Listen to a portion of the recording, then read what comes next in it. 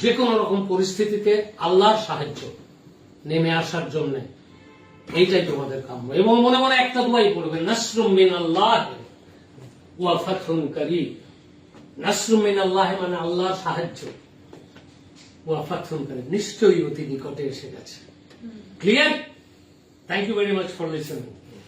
Present স্ট্যাটাসের উপরে নির্ভর করে প্রকৃতি তোমাকে তোমার সবচেয়ে বেস্ট এবং কোন সময় দিলে তুমি ওইটাকে প্রকৃতির দেওয়া উপহার, আল্লাহর দেওয়া উপহারটাকে কাজে লাগাতে পারবে, ঠিক সেই সময় তোমার হাতে দেবে।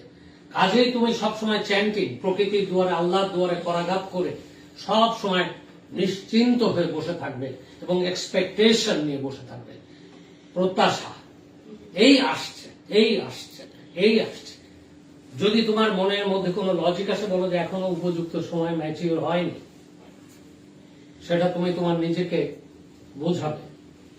তো সবসময় তোমরা বলবে, যখন আল্লাহ দুয়ারে করাঘাত করবে, একের পর এক একের পর এক একই কথা রিপিটেডলি যখন বলবে, এবং আল্লাহর মহিমা হচ্ছে আলহামদুলিল্লাহ।